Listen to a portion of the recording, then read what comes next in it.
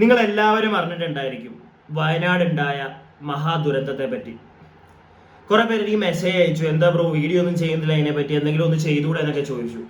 ഞാൻ രാവിലെ തൊട്ട് വാർത്ത കണ്ടുകൊണ്ടിരിക്കുകയായിരുന്നു. ഞാൻ ഇന്ന് വേറെ വീഡിയോ ഒന്നും ചെയ്തില്ല. ഇന്ന് ഉച്ചക്കിട്ട വീഡിയോ ആണെങ്കിൽ ഇന്നലെ രാത്രി ഇരുന്ന് എടുത്തായിരുന്നു. ഇന്ന് എനിക്കൊന്നും ചെയ്യാൻ തോന്നിയില്ല. ഞാൻ രാവിലെ തൊട്ട് ഈ ഒരു വയനാട്ടിൽ നടന്ന ഒരു സംഭവത്തെ പറ്റിയുള്ള വാർത്തകൾ കണ്ടുകൊണ്ടിരിക്കുകയായിരുന്നു.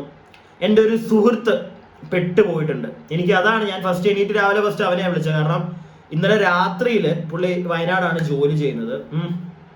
ഇന്നലെ രാത്രി ഒരു 10:30-11 മണി ആയപ്പോഴത്തേക്ക് ഇവിടുന്ന് പോയി. വയനാട് പോവാണെന്ന് പറഞ്ഞു ജോലി സ്ഥലത്തേക്ക്. 2 ദിവസം ലീവിന് വന്നതാണ്. ഞായറാഴ്ച ഞങ്ങൾ ഒന്നിച്ചിരുന്ന് ആഘോഷിക്കുകയൊക്കെ ചെയ്ത് പുള്ളി ഇന്ന് പോയതായിരുന്നു. ഇന്നലെ രാത്രിയിൽ പോയി. എന്തായാലും കോഴിക്കോട് എത്തി, താമരശ്ശേരി നമ്മുടെ അടിവാരം എത്തിക്കഴിഞ്ഞപ്പോഴത്തേക്കും മേപ്പോട്ട് വണ്ടി ഒന്നും കയറ്റി വിടുന്നില്ല. ആ സമയമായപ്പോഴത്തേക്ക് പാതിരാത്രിയിൽ എന്തായാലും അവിടെ ഉരുൾപൊട്ടി പ്രശ്നമായതുകൊണ്ട് തന്നെ കയറ്റി വിട്ടില്ല. തിരിച്ച് പുള്ളിക്ക് മേപ്പോട്ടും പോകാൻ പറ്റുന്നില്ല, തിരിച്ച് കോഴിക്കോട് ഭാഗത്തേക്ക് വരാനും പറ്റുന്നില്ല. കോഴിക്കോട് അപ്പോഴത്തേക്ക് പ്രളയവും മറ്റേ വെള്ളം കയറി ആകെ പ്രശ്നമായിട്ട് വരാൻ പറ്റാതെ അങ്ങനെ കുറെ നേരം അവിടെ സ്റ്റക്കായി. ലാസ്റ്റ് ഇപ്പം കോഴിക്കോട് എത്തിയിട്ടുണ്ട്. പുള്ളി സേഫ് ആണ്. എന്തായാലും പുള്ളി കോഴിക്കോട് നിന്ന് പുള്ളിക്ക് ഞങ്ങളുടെ നാട്ടിലേക്ക് വരാൻ പറ്റിയിട്ടില്ല, സ്റ്റക്കായിട്ട് നിൽക്കുകയാണ് അവിടെ. എന്തായാലും കോഴിക്കോടുണ്ട്, ഇതിനായിട്ടും പേടിക്കേണ്ട കാര്യങ്ങളൊന്നും ഉണ്ടായിട്ടില്ല. അപ്പൊ ഞാൻ വിചാരിച്ചു കോഴിക്കോട് വലിയ പ്രശ്നമൊന്നും ഇല്ലായിരിക്കും എന്നൊക്കെ വിചാരിച്ച ഞാൻ ഇരുന്നത്. പക്ഷെ പിന്നെയും വാർത്തകളിൽ ഞാൻ കണ്ടു കോഴിക്കോടും ഇപ്പൊ ഉരുളുപൊട്ടി, നെല്ലിയാമ്പതി ഭാഗത്ത് ഉരുളുപൊട്ടി, എല്ലായിടത്തും ഉരുൾപൊട്ടിക്കൊണ്ട്. ഒരു സൈഡിൽ ഉരുൾപൊട്ടല്, വേറൊരു സൈഡിൽ നമ്മുടെ തൃശ്ശൂർ ഭാഗത്തൊക്കെ ഭയങ്കരമായിട്ട് വെള്ളം കയറിക്കൊണ്ടിരിക്കുകയാണ്. കേരളം മൊത്തത്തില് ഒരു ഭീതിയിലാണ് എന്ന് വേണമെങ്കിൽ പറയാം. എനിക്ക് അങ്ങനെയാണ്. ഞാൻ സത്യം പറഞ്ഞു കഴിഞ്ഞാൽ ഒരു പേടിയുണ്ട് എനിക്കൊക്കെ. കാരണം ഞങ്ങളൊക്കെ കുട്ടനാട്ടുകാരാണ്. എവിടെ വെള്ളം മഴ അല്ലെങ്കിൽ എവിടെ ഉരുൾപൊട്ടിയാലും അല്ലെങ്കിൽ വെള്ളം കയറിയാലും അവസാനം ഇതെല്ലാം ഒഴുകിയെത്തുന്നത് കുട്ടനാട്ടിലേക്കാണ്. അതുകൊണ്ട് തന്നെ അവസാനം വെള്ളം കയറാനുള്ള ചാൻസ് നന്നായിട്ടുള്ളതുകൊണ്ട് തന്നെ ഒരു പേടിയുണ്ട്. ഇതുപോലെ തന്നെയാണ് ഓരോ ജില്ലക്കാരും ഇന്ന് പേടിച്ചിരിക്കുന്നത്. ഇനി പേടിക്കാത്ത ജില്ലക്കാർക്ക് വേണ്ടിയിട്ട് ഞാൻ ഒരു കാര്യം പറഞ്ഞു തരാം. പേടിപ്പിക്കുകയല്ല, പക്ഷെ ഒരു സത്യാവസ്ഥയാണ്. മുല്ലപ്പെരിയാർ നമ്മളെല്ലാരും മറന്നുപോയി. ഇങ്ങനെ മഴ പെയ്യുമ്പോൾ ഇങ്ങനെ വെള്ളം കയറിക്കൊണ്ടിരിക്കുന്ന അവസ്ഥയിൽ അവിടെ വെള്ളം കൂടിയാൽ, ഇപ്പൊ തന്നെ നല്ല വെള്ളമാണ്, എന്തായിരിക്കും അവസ്ഥ എന്നാണ് സത്യം പറഞ്ഞു കഴിഞ്ഞാൽ എനിക്കൊരു പേടിയാണ്. എല്ലാം കൂടെ പൊട്ടി ഒലിച്ചു വന്നു കഴിഞ്ഞാൽ വയനാട് ഇപ്പം നേരിടുന്നതിന്റെ ഒരു 10 മടങ്ങ് കേരളം ഒട്ടണങ്ങും എല്ലാ ജില്ലക്കാരും നേരിടേണ്ടി വരും. എന്താണെങ്കിലും ചില ജില്ലക്കാരൊക്കെ സേഫ് ആയിട്ടിരിക്കുകയാണെന്ന് പറഞ്ഞാൽ എന്തെങ്കിലുമൊക്കെ എവിടെന്നെങ്കിലുമൊക്കെ വരും.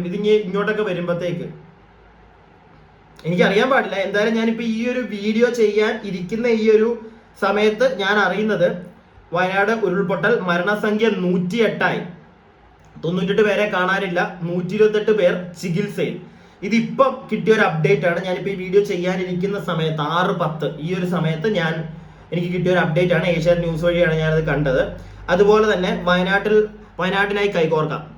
മുണ്ടക്കയിലെ ഉരുൾപൊട്ടലിനെ തുടർന്ന് ദുരിതത്തിലായ കുടുംബങ്ങൾക്ക് വസ്ത്രം, ഭക്ഷണ വസ്തുക്കൾ, കുടിവെള്ളം തുടങ്ങിയ ആവശ്യ സാധനങ്ങൾ നൽകാൻ സന്നദ്ധയുള്ള വ്യക്തികൾ, സംഘടനകൾ എന്നിവർ കളക്ടറേറ്റ് കൺട്രോൾ റൂമുമായി ബന്ധപ്പെടണം. ഉപയോഗിക്കാത്ത വസ്ത്രങ്ങളും പാക്ക് ചെയ്ത ഭക്ഷ്യവസ്തുക്കളും മാത്രം ലഭ്യമാക്കാൻ ശ്രദ്ധിക്കുക. നമ്പറും കൊടുത്തിട്ടുണ്ട്. ഞാൻ ആ നമ്പർ ഇവിടെ പോസ്റ്റർ ഇവിടെ വെച്ചേക്കാം. നിങ്ങൾ എന്തായാലും ആർക്കെങ്കിലും ഒക്കെ നിങ്ങൾ ഉപയോഗിച്ച ഡ്രസ്സൊന്നും ദൈവത്തെ ഓർത്ത് കൊടുത്തു വിടരുത്. ഇതിന്റെ ഇടയിൽ കൂടെ അങ്ങനത്തെ പരിപാടി കാണിക്കുന്ന ആൾക്കാരുണ്ട്. അതാണ് പ്രത്യേകം പറഞ്ഞിട്ടുള്ളത്.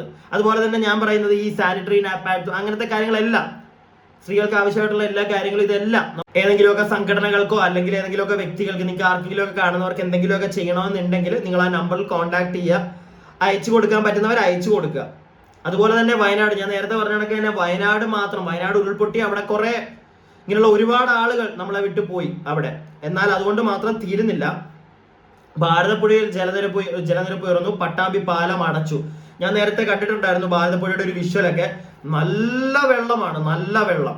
ആ റെയിൽവേ ട്രാക്ക് അതൊക്കെ ഭയങ്കരമായിട്ട് നശിച്ച് പോകുന്ന ഒരു അവസ്ഥയൊക്കെ ഞാൻ കണ്ടു. ഞാൻ ഏതോ ഒരു ചാനലിന്റെ ക്ലിപ്പൊക്കെ ഇങ്ങനെ കണ്ടതാണ്, രാവിലെ തൊട്ട് കാണുന്നതാണ്. അപ്പൊ അതിന്റെ ഇടയ്ക്ക് കണ്ടുപോയതാണ്. എല്ലാം ഒന്നും എനിക്ക് എടുക്കാൻ പറ്റിയില്ല. എന്നാൽ ഞാൻ നിങ്ങൾക്ക് ഇവിടെ ഒരു ക്ലിപ്പ് കാണിച്ചു തരാം.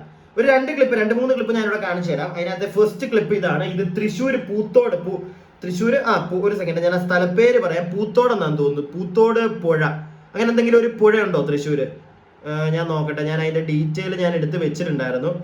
അവിടെ ഒരു ചേട്ടൻ അവിടുത്തെ ആ പുഴയിൽ കാണാതെയായി. എന്നാൽ ആ ചേട്ടനോട് പറഞ്ഞതാണ് പുത്തൂർ പുഴയിലാണ് ഈ ഒരു ചേട്ടനെ കാണാതായിട്ടുണ്ട്. ഞാൻ ആ ക്ലിപ്പ് കാണിച്ചു തരാം നിങ്ങൾക്ക് ഇവിടെ.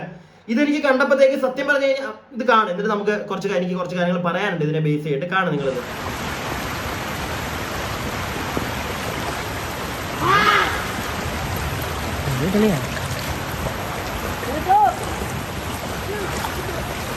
ഫോണ്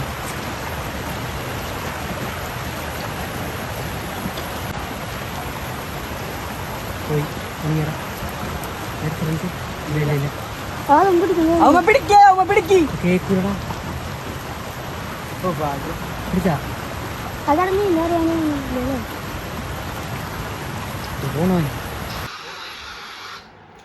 ആ റോഡിലെ വെള്ളത്തിൽ നടന്നു പോയിക്കൊണ്ടിരുന്ന ചേട്ടനാണ് കുറച്ച് കഴിയുമ്പോൾ ആ പുഴയിലെത്തിയ അണ്ണൻ. ആ കുട്ടികൾ അവിടെ നിന്ന ആളുകളെല്ലാം പുള്ളിയോട് പറഞ്ഞതാണ്, വിലക്കിയതാണ്, ചേട്ടാ പോകരുതെന്ന്. കേട്ടില്ല, പുള്ളി പോയി. അത് പുള്ളിയുടെ ഒരു വല്ലാത്ത പോക്കായി പോയി. ലാസ്റ്റ് അത് പുള്ളി മുങ്ങിപ്പോകുന്ന ഈ ക്ലിപ്പ് മൊത്തം ഞാനിവിടെ വെക്കുന്നില്ല, ക്ലിപ്പിനകത്തുണ്ട് പുള്ളി മുങ്ങിപ്പോകുന്നത്. ഞാനിത് കാണിക്കാനുള്ളൊരു കാരണം, ഇത് തൃശ്ശൂരാണ്.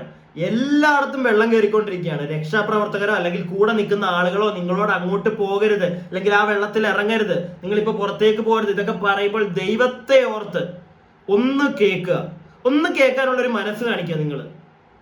നേരെ മറിച്ച് എനിക്ക് പോയേ പറ്റുള്ളൂ എന്നുള്ളൊരു മൂടും കൊണ്ടൊന്നും ഈ ഒരു സമയത്ത് അങ്ങനെ നിൽക്കരുത്. മറ്റുള്ളവർക്ക് പറയുന്നതിനകത്തും ഒരു ഇച്ചിരി വില കൊടുക്കുക നിങ്ങൾ.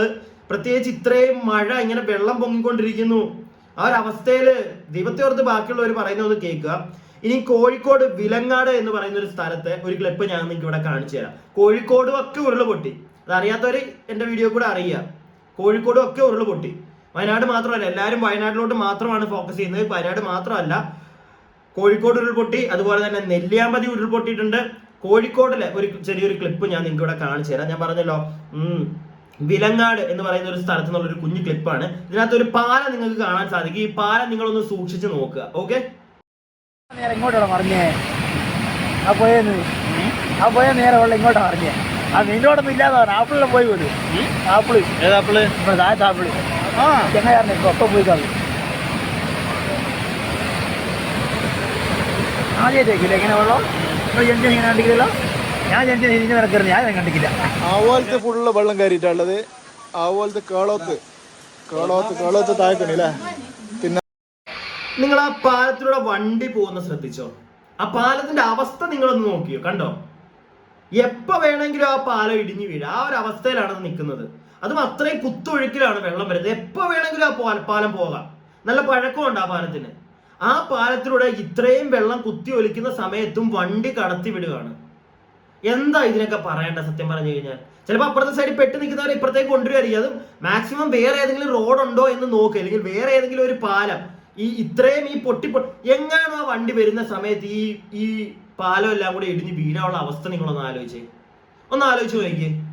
ദൈവത്തെ ഓർത്ത് അവിടുത്തെ പോലീസുകാരോ ഇല്ലെങ്കിൽ അവിടുത്തെ പഞ്ചായത്തോ ഒക്കെ ഒന്ന് ഇതിനകത്തോട്ടൊക്കെ ഒന്ന് കണ്ണ് ഓടിക്കുക. ഇങ്ങനെയുള്ള കാര്യങ്ങളൊക്കെ നടക്കുന്നുണ്ട് നിങ്ങളുടെ പഞ്ചായത്തിൽ, പ്രത്യേകിച്ച് കോഴിക്കോടും വയനാടും ഒക്കെ ഉള്ള ആളുകൾ ഒന്ന് ശ്രദ്ധിക്കുക. അറ്റ്ലീസ്റ്റ് നിങ്ങളുടെ പഞ്ചായത്തിന്റെ അടുത്ത് ഇങ്ങനെയുള്ള കാര്യങ്ങൾ നടക്കുന്നുണ്ടോ എന്നൊന്ന് നോക്കുക. അവിടുത്തെ പ്രസിഡന്റ് ആണെങ്കിലും സെക്രട്ടറി ആണെങ്കിലും അല്ലെങ്കിൽ നിയമപാലകരെ എനിക്കൊന്നും പറയാൻ പറ്റത്തില്ല ഇതിനകത്ത്. കാരണം അവര് നല്ല രീതിയിൽ കഷ്ടപ്പെടുന്നുണ്ടായിരിക്കും ഈ ഒരു അവസ്ഥയിൽ. അതിനിടയ്ക്ക് അവർക്ക് ഇതും കൂടെ നോക്കാൻ സമയം കിട്ടത്തില്ല. അവരൊരു പോലീസുകാരനെന്തോ അതിൻ്റെ ഇടയ്ക്ക് ഓടുന്ന കാണാം. എന്തൊക്കെയാണെന്ന് പറഞ്ഞാലും അവരുടെയും അവസ്ഥയാണ്. നമുക്ക് അവരെ ഒരു പരിധിക്കുള്ളിൽ കുറ്റം പറയാൻ പറ്റില്ല. എങ്ങനെയെങ്കിലും ഇപ്പറേ വണ്ടി എത്തിക്കാനായിരിക്കും ശ്രമിക്കുന്നത്. പക്ഷെ അപ്പോഴും നോക്കേണ്ട ഒരു കാര്യം, എങ്ങനെയെങ്കിലും ചിലപ്പോൾ അപ്പറേ പെട്ട് കടന്നു കഴിഞ്ഞാൽ അപ്പറേ പെട്ടുപോയി, ചിലപ്പോൾ വേറെ ഏതെങ്കിലും, ഇപ്പം ഒരുപാട് പേര്, ഇപ്പം കുറെ ആളുകൾ അവിടെ പെട്ട് കിടക്കുകയാണ്, അവര് മരിച്ചിട്ടില്ല, ഉണ്ട് ജീവനോട് അവിടെ, എന്തെങ്കിലും നമുക്ക് വിശ്വസിക്കാം. അല്ല ഹെലികോപ്റ്ററോ അങ്ങനെയുള്ള എന്തെങ്കിലും കാരണങ്ങൾ, എന്തെങ്കിലുമൊക്കെ ചിലപ്പോൾ നിയമപാലകരോ ഇല്ലെങ്കിൽ ചിലപ്പം ഇവിടുത്തെ ഭരണകൂടമോ ഒക്കെ ചെയ്ത് ചിലപ്പോൾ അവരെ അങ്ങനെ കൊണ്ടുവരാൻ സാധിക്കുമായിരിക്കും. നേരെ മറിച്ച് ഇങ്ങനെ ഒരു റിസ്ക് നിങ്ങൾ എടുക്കുമ്പോഴത്തേക്ക് പറഞ്ഞിട്ട് കാര്യമില്ല, പോയതാണ്. സോ ഇങ്ങനെയുള്ള കാര്യങ്ങളൊക്കെ ഒന്ന് ശ്രദ്ധിക്കുക നിങ്ങൾ എല്ലാവരും. നിങ്ങളുടെ കൺമുന്നിൽ ഇങ്ങനെയുള്ള കാര്യങ്ങളൊക്കെ കണ്ടു കഴിഞ്ഞാൽ ദൈവത്തെ ഓർത്ത് പ്രോത്സാഹിപ്പിക്കാതെ വേണ്ട, അവരവിടെ നിന്നോട്ടെ, വേറെ ഏതെങ്കിലും മാർഗ്ഗേനെ കൊണ്ടുവരാം എന്നുള്ളൊരു കാര്യം ഒന്ന് പറഞ്ഞ് മനസ്സിലാക്കാൻ ശ്രമിക്കുക. ഇത് എനിക്ക് തോന്നിയൊരു കാര്യമാണ്. ഇനി ഞാൻ നിങ്ങൾക്ക് നെല്ലിയാമ്പതിയിലെ ഒരു ക്ലിപ്പ് ഇവിടെ കാണിച്ചു തരാം. നിങ്ങൾ എല്ലാവരും വിചാരിക്കുന്നതൊക്കെ വയനാട് മാത്രമല്ല പ്രശ്നം, എല്ലായിടത്തും പ്രശ്നങ്ങളാണ്. അതുകൊണ്ട് നമുക്ക് എത്രയാണെന്നും പറഞ്ഞ് രക്ഷാപ്രവർത്തകർ എല്ലായിടത്തും ഇങ്ങനെ ഓടിയെത്തും. നമ്മളെ കൊണ്ട് സേഫ് ആകാൻ പറ്റുന്ന അത്രയും നമ്മളെ കൊണ്ട് പറ്റും. ആ ഒരു വിശ്വാസത്തിൽ ഒന്ന് സേഫായി, പ്രത്യേകിച്ച് ഇതുപോലുള്ള കാര്യങ്ങൾ ലൈക്ക് ഈ ഇത്രയും വെള്ളം പൊങ്ങുന്നതിൻ്റെ ഇടയ്ക്ക് ആ വെള്ളത്തിനകത്തൂടെ നടന്നു പോവുക, കാറും കൊണ്ട് പോവുക. ഞാൻ അതിൻ്റെ ഇടയ്ക്ക് കണ്ടു, എവിടെയോ ഒരിടത്ത് ഒരു പാലത്തിൽ വെള്ളം, ആ പാലത്തെ കൂടെ വണ്ടി ഓടിച്ചുകൊണ്ട് പോവുക.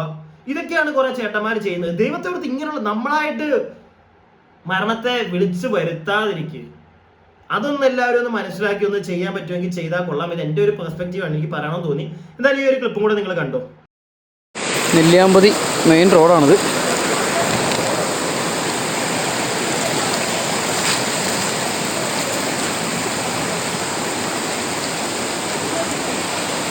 ഇതാണ് അവസ്ഥ, നെല്ലിയാമ്പതിയിലെയും അവസ്ഥ ഇതാണ്. പിന്നെ മെയിനായിട്ട് എനിക്ക് കുറച്ച് കാര്യങ്ങൾ പറയാനുള്ളത്, ഈ ഒരു സമയത്ത് മഴയൊക്കെ കാണുമ്പോഴത്തേക്ക് കുറെ പേർക്ക് ഈ ട്രിപ്പ് പോകുന്ന ഒരു മൂഡൊക്കെ ഉണ്ട്. പ്രത്യേകിച്ച് ഹിൽ സ്റ്റേഷൻസിലേക്കൊക്കെ ദൈവത്തെ ഓർത്ത് ആരും അങ്ങനെ ഈ ഒരു സമയത്ത് കുറച്ച് ദിവസത്തേക്കെങ്കിലും ഒന്നും പോകാതിരിക്കുക. കാരണം ചിലപ്പോൾ നിങ്ങൾ പോയാൽ അവിടെ സ്റ്റക്കായി പോകാനുള്ള ചാൻസ് ഉണ്ട്. ഞാനിത് പറയാൻ കാരണം, ഞാൻ ഇന്നലെ രാവിലെ പോകാനിരുന്ന ഒരു വ്യക്തിയാണ്. എൻ്റെ എന്തോ ദൈവഭാഗ്യത്തിന് ഞാൻ പോയില്ല, പിന്നത്തേക്ക് മാറ്റി വെച്ചു. ഞാനിപ്പോൾ ആലോചിക്കുന്നു, ഞാൻ കുറച്ച് എൻ്റെ ഒരു ഫ്രണ്ടിനോട് പറഞ്ഞു, എടാ നമ്മൾ ഇന്നലെ പോയായിരുന്നെങ്കിൽ ഇപ്പൊ സ്റ്റക്ക് ആയേനെ അവിടെ. കാരണം പറയാൻ പറ്റില്ല, ചിലപ്പോൾ ഇവിടുന്ന് ഹൈ റേഞ്ചിലേക്ക് കയറ്റി വിടാൻ, ചിലപ്പം വാഹന യാത്രകൾ നമ്മൾ മേളിലോട്ട് പോകുന്നതൊക്കെ ചിലപ്പോൾ തടയാനുള്ള ഒരു ചാൻസ് ഉണ്ട്. കാരണം ചിലപ്പോൾ ഉരുൾപൊട്ടാനുള്ള ഓരോ ചാൻസ് ഉണ്ട് അവിടെ. അതിപ്പോ മൂന്നാറിലാണെങ്കിലും ശരി, വാഗമൺ എവിടെയാണെങ്കിലും ശരി, വയനാട് തന്നെ വേണമെന്നില്ല, ഇവിടെ എല്ലായിടത്തും നടക്കാനുള്ള ചാൻസസ് ഉണ്ട്. സോ എല്ലാവരും ഒന്ന് ശ്രദ്ധയോടിരിക്കുക. ആരെങ്കിലുമൊക്കെ രക്ഷാപ്രവർത്തകർ വരുന്നുണ്ടെങ്കിൽ അവർ പറയുന്നത് കേൾക്കുക. ഈ ഒരുപാട് വെള്ളം ഉള്ളിടത്തേക്ക് ഒന്നും ഇറങ്ങാതിരിക്കുക. പ്രത്യേകിച്ച് കുട്ടികളെ നിങ്ങളൊന്ന് ശ്രദ്ധിക്കുക. ഓക്കെ, ഇതൊക്കെ എനിക്ക് കുറെ പേര് എന്നോട് ഇതിനെ സംബന്ധിച്ചൊരു വീഡിയോ ചെയ്യണമെന്ന് ചോദിച്ചപ്പം ചെയ്യണമെന്ന് പറഞ്ഞപ്പോഴത്തേക്ക് എനിക്ക് ഇതൊക്കെയാണ് പറയാൻ തോന്നിയത്. ഇങ്ങനെ കുറച്ച് കാര്യങ്ങൾ കണ്ടത്. പിന്നെ ഈ വണ്ടിയും കൊണ്ടുള്ള അംഗങ്ങളുണ്ടല്ലോ, ഈ പാലത്തെ വെള്ളം കയറി കഴിഞ്ഞാൽ അതുവഴി ചീറിപ്പായിച്ചു പോകുന്ന ഇങ്ങനെയുള്ള പരിപാടികളൊക്കെ ദൈവത്തെ ഓർത്ത് ചെയ്യാതിരിക്കുക. പിന്നെ ഈ പൊട്ടിപ്പൊളഞ്ഞ പാലത്തെ കൂടെ വണ്ടി ഓടിച്ച് രക്ഷപ്പെടാനായിരിക്കും, പക്ഷെ അത് ചെയ്യുമ്പോൾ നിങ്ങൾ കൂടുതൽ പ്രശ്നത്തിലേക്ക് പോകും. സോ അങ്ങനെയുള്ള കാര്യങ്ങളൊന്നും ചെയ്യാതിരിക്കുക. എല്ലാവരും സേഫ് ആയിട്ട് വീട്ടിലിരിക്കുക. എന്തെങ്കിലുമൊക്കെ ഉണ്ടെങ്കിൽ കൺട്രോൾ റൂം നമ്പേഴ്സിലേക്ക് നിങ്ങളുടെ ജില്ലാ ഭരണകൂടവുമായിട്ട് നിങ്ങൾ കോൺടാക്ട് ചെയ്യുക.